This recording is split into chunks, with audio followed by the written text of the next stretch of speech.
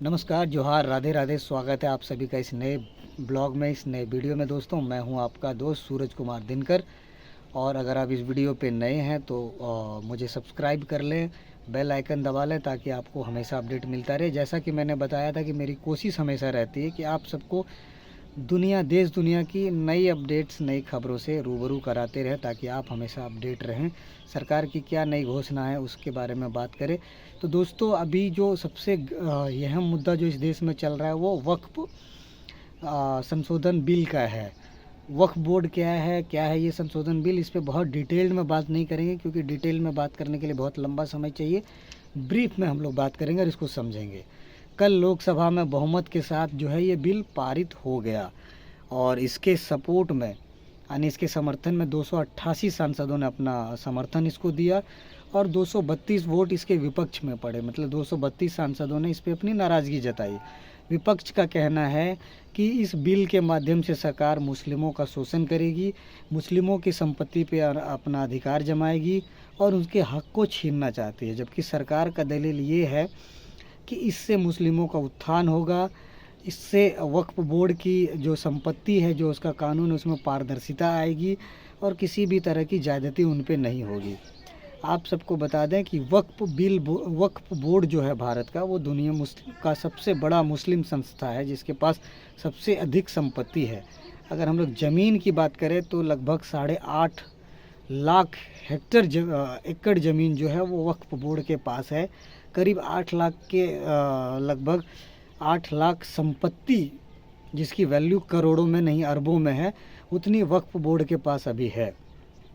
जबकि भारत सबसे बड़ा मुस्लिम कंट्री नहीं है दोस्तों। भारत में मुस्लिम सिर्फ 20-21% है, लेकिन फिर भी वक्फ बोर्ड के पास इतनी अधिक संपत्ति, इतना अधिक अधिकार दुनिया में कहीं नहीं है जितना अब तक दिया गया था। तो सरकार संशोधन क्या कर रही है कि अब तक जो है वक्फ बोर्ड किसी भी संपत्ति को अगर अपना दावा कर देती थी तो वो संपत्ति उसका हो जाता था। कोई भी न्यायालय प्रक्रिया उस पर अपनी आदेश जारी नहीं कर सकता था, कहीं भी इसकी सुनवाई नहीं हो सकती थी। सरकार इसको हटा रही है। अब जब कोई भी मामला जो होगा वो न्यायालय में जाएगा। जब तक न्यायालय से कोई भी जजमेंट नहीं आ जाता, वक्फ बोर्ड जो है उस पर संपत्ति पे अपना दावा नहीं कर सकता। दूसरा संशोधन कि अब तक वक्फ बोर्ड के मेंबर्स में सिर्फ मुस्लिम पुरुष ही रहते थे, महिलाएं नहीं रहती थी, लेकिन अब उसमें 2 मेंबर महिलाएं रहेंगी। सरकार का तर्क है कि महिलाएं जब इस तरह की बोर्ड में, कमेटी में आएंगी तो महिलाओं का भी उत्थान होगा, उनको अधिकार मिलेगा और महिला सशक्तिकरण के रूप में सरकार इसको देख रही है। तीसरा जो है वो ये है कि जो भी इसकी कोर कमेटी मेंबर है उसमें अब तक गैर मुस्लिम नहीं रहते थे, लेकिन अब जो है 2 सांसद सरकार की तरफ से रहेंगे और वो गैर मुस्लिम रहेंगे।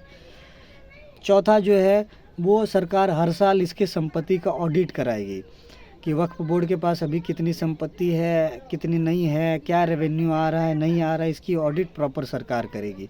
सरकार का कहना है कि हम लोग वक्फ बोर्ड के अधिकारियों को, उनके जो भी कर्मचारी हैं उनको हम लोग सैलरी देते हैं, तो उससे जो भी रेवेन्यू आ रहा है उसका भी एक आकलन होना चाहिए और रेवेन्यू जनरेशन, राजस्व की प्राप्ति होनी चाहिए। ये एक अच्छी पहल है दोस्तों, होना ही चाहिए।